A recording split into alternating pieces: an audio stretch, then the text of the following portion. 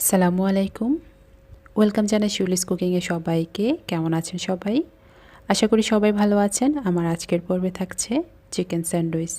খুব সহজভাবে এই রেসিপিটা শেয়ার করব আপনাদের সাথে। আশা করি আপনাদের ভালো লাগবে। তো চলুন দেখে নিই কীভাবে চিকেন স্যান্ডউইচ তৈরি করতে হয়। স্যান্ডউইচ তৈরি করার জন্য আমি এখানে একটি মুরগির বুকের মাংস নিয়েছি।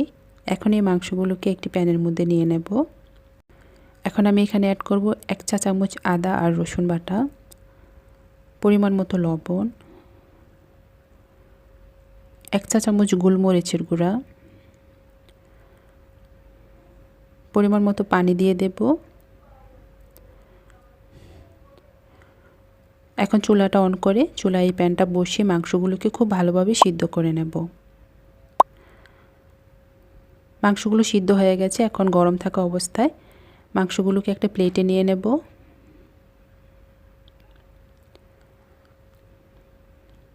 মাংসগুলো হালকা গরম থাকা অবস্থায় দুটো কাঁটা চামচ দিয়ে ঠিক এইরকম করে মাংসগুলোকে একদম জোড়া জোড়া করে খুলে নিতে হবে। আপনারা চাইলে ছুরি দিয়েও এই কাজটা করতে পারবেন। মাংসগুলোকে একদম জোড়া জোড়া করে কেটে নিতে পারবেন।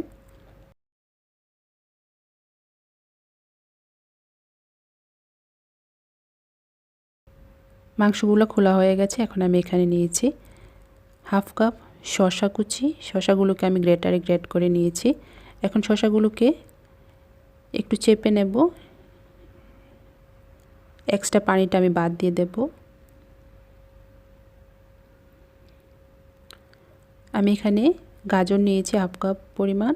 গাজরগুলোকে সেমভাবে রসটা বের করে নেব।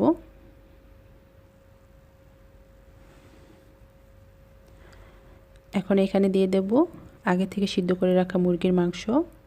সামান্য পরিমাণে লবণ দেব। 1/3 কাপ মেয়োনিজ দেব। আর লাগবে 2 টেবিল চামচ টমেটো সস। এখন এই উপকরণগুলোকে খুব ভালোভাবে মিক্স করে নিতে হবে। আমি এখানে স্যান্ডউইচ বানানোর জন্য ব্রেড নিয়েছি আর ব্রেডের সাইডগুলোকে কেটে নিয়েছি। এখন চিকেনের মিশ্রণটা ব্রেডের উপরে দিয়ে দেব আর দিয়ে পুরোটা ব্রেডের উপরে সমান করে দিতে হবে, ঠিক এরকম করে। এখন উপর থেকে আরেকটা ব্রেডের পিস দিয়ে দেব। হালকা হাতে একটু চেপে দেব। তারপর একটা ছুরি দিয়ে স্যান্ডউইচের শেপ নিয়ে কেটে নেব।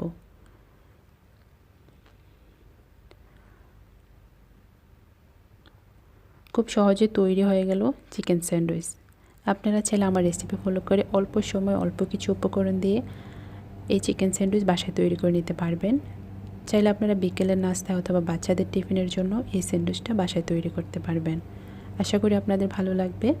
আর আমার রেসিপি ভালো লাগলে প্লিজ একটি লাইক দেবেন আর চ্যানেলটিকে সাবস্ক্রাইব করে চ্যানেলটির পাশেই থাকবেন।